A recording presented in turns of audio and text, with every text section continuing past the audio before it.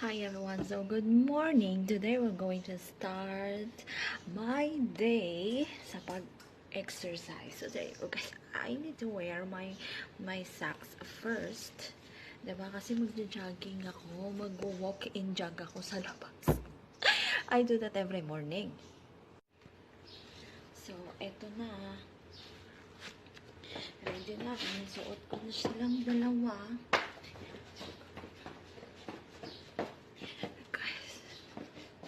Warm up muna tayo. Warm up is stretching.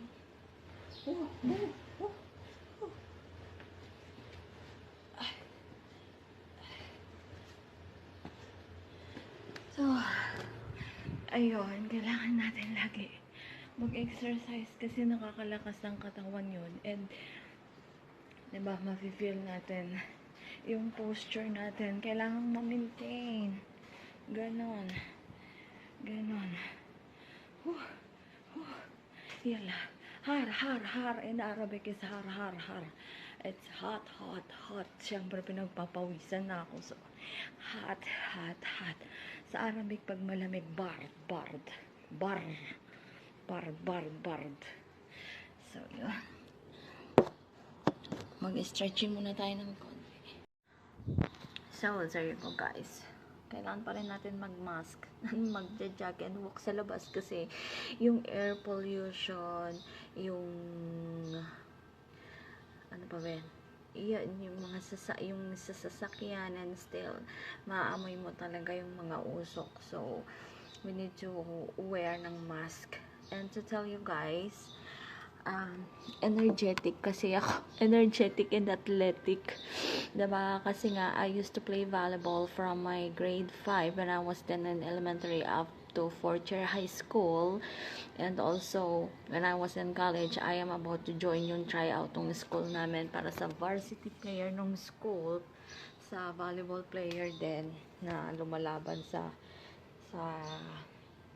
NCAA. So, yung school namin ng college is ka-join ng NCAA. So, lalaban doon kapag naging varsity player ka. But then, kasi nga, I was caught into a small injury ng natapilok kasi pag college, nakatakong ng konti, diba? So, yun. Hindi ako naka-attend ng tryout until nakalimutan ko na rin siya. Yun. But, I am still playing ng volleyball sa mga occasions, fiesta, pag may available na team na pwede kang maglaro, then I am playing still.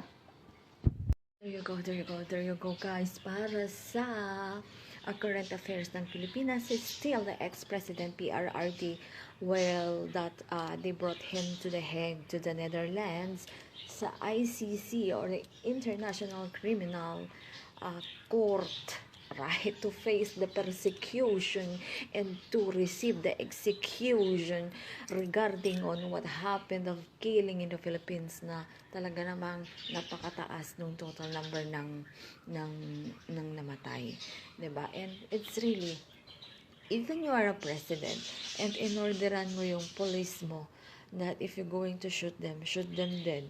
Alam ng police yung kanilang trabaho, protocols, at kung kailan sila mag-shoot dead. As I know, as much as you can, hanggat hindi naman niya naglaban, and deadly yung laban niya, tapos yung may guns din siya and firearms. So, that's the thing, na kahit i-shoot lang yan sa leg, diba?